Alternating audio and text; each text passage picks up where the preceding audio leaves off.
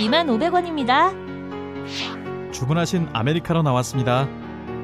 피자 배달 왔습니다. 이쪽에 앉으세요. 편의점, 카페, 음식 배달, 식당 아르바이트를 할 때 어떤 점이 힘들까요? 여러분이나 여러분의 자녀가 아르바이트를 하게 된다면 어떤 환경에서 일하면 좋을지 이야기해볼까요?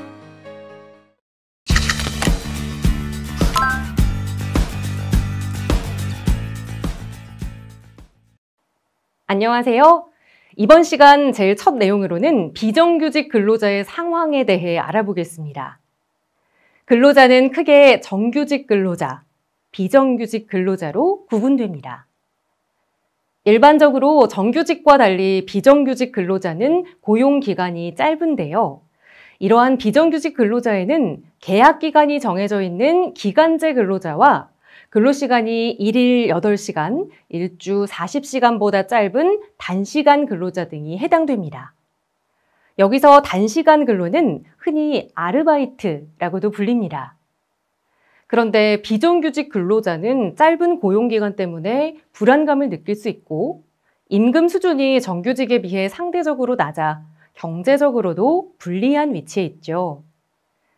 2019년 8월 발표에 따르면 비정규직 근로자의 수는 748만 1000명으로 전체 임금 근로자의 36.4%에 이르는데요. 한국은 이렇게 점차 증가하고 있는 비정규직 근로자에 대한 불리한 대우를 금지하기 위해 비정규직 보호법에 따라 비정규직 근로자의 권리를 보호하고 있습니다. 우선 비정규직 근로자는 임금, 근로조건, 복지 등의 측면에서 합리적인 이유 없이 부당한 처벌을 받지 않아야 합니다. 따라서 사업주는 비정규직 근로자와 근로계약서를 작성해야 하고 최저임금 이상의 임금을 지급해야 하는데요. 만약 사업주가 이를 어길 경우에는 근로자는 사업주를 감독기관에 신고할 수 있으며 이를 이유로 근로자는 해고되거나 불리한 대우를 받지 않는다고 법에 명시돼 있습니다. 또한 일주 근로시간이 15시간 이상이면 단시간 근로자로 분류돼 퇴직금을 받을 수 있죠. 특히 1년 동안 80% 이상 출근했던 근로자의 경우 연차 휴가를 받을 수 있고 1년 이하로 근무한 근로자도 1개월을 꾸준히 개근할 경우 1일의 유급 휴가를 받을 수 있습니다. 알아두면 좋은 플러스 팁, 어떤 팁인지 살펴볼까요? 콜센터에 전화했을 때 이런 말 들어보셨나요?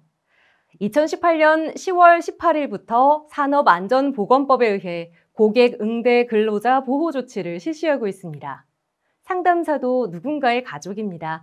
고객 응대 근로자에게 폭언, 폭행 등을 하지 말아주세요.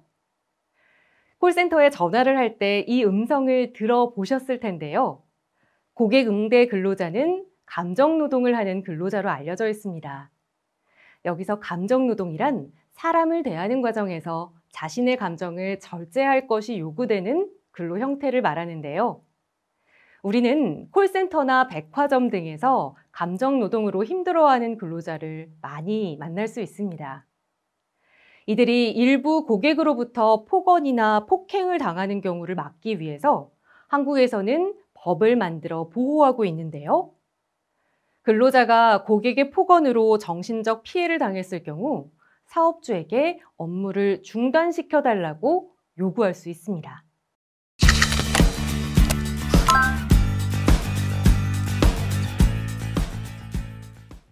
다음으로 안전한 직장 생활을 위한 직장 성희롱으로부터의 보호에 관해 이야기해 보겠습니다.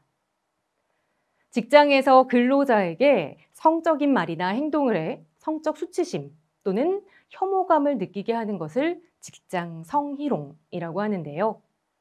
신체적인 접촉을 하거나 불쾌한 성적 농담을 하는 경우, 성적 불쾌감을 느끼게 하는 모습이나 사진을 보여주는 경우 등은 모두 직장 성희롱에 해당합니다.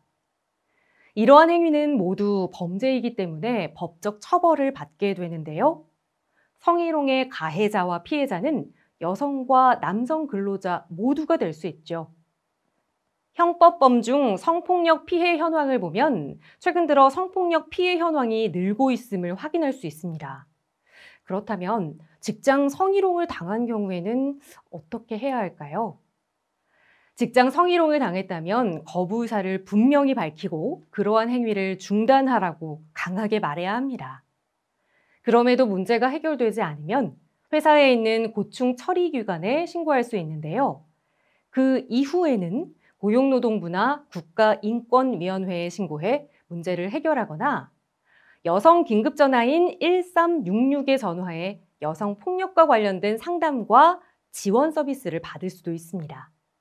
또한 민사재판을 통해 자신의 고통에 대한 손해배상도 청구할 수 있죠. 이어서 안전한 직장 생활을 위한 모성 보호에 관해 이야기해 보겠습니다. 한국에서는 출산과 양육을 장려하기 위해 모성 보호를 위한 법을 시행하고 있는데요. 생리 중인 여성 근로자는 미리 신청하면 월 1일의 생리휴가를 무급으로 사용할 수 있습니다. 또한 임신한 근로자는 위험한 일을 맡지 않아야 하며 임신 후 12주 이내 또는 36주 이후에는 1일 2시간씩 근로시간을 단축할 수 있습니다. 아울러 출산 전후로 90일의 휴가를 사용할 수도 있죠. 또 12개월 미만의 유아가 있는 여성 근로자는 1일 2회 각각 30분 이상의 유급 수유 시간을 가질 수 있습니다. 한편 아내가 출산한 경우 남성 근로자도 10일의 휴가를 쓸 수 있습니다.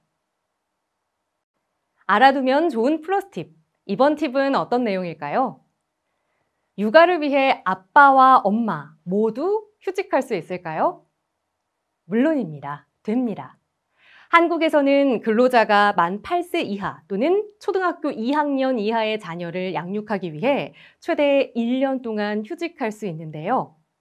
이러한 휴직은 자녀 1명당 1년 사용이 가능하고 부모가 맞벌이를 하는 경우 아빠와 엄마가 각각 1년씩 휴직할 수 있는데 이를 육아휴직이라고 합니다.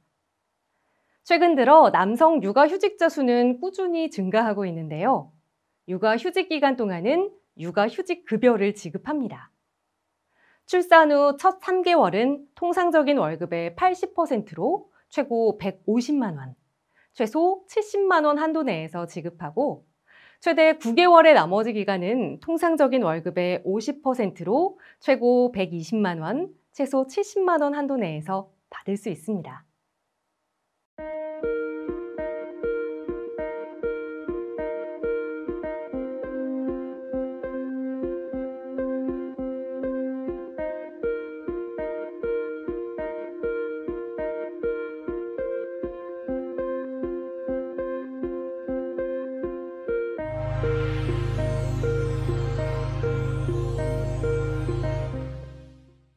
(2019년) 고용노동부 자료에 따르면 직장 내 성희롱 신고 건수가 2015년에 52건이었던 것이 2018년에는 1,349건으로 크게 늘어난 것을 알 수 있는데요.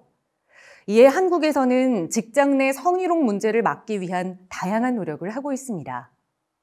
남녀고용평등법에서는 모든 사업장에서 직장 내 성희롱을 예방하기 위한 교육을 매년 1회 이상 실시하도록 하고 있지만 이를 어기는 사업장 비중이 2015년 27.9%에서 2018년에는 40.2%까지 크게 증가했습니다.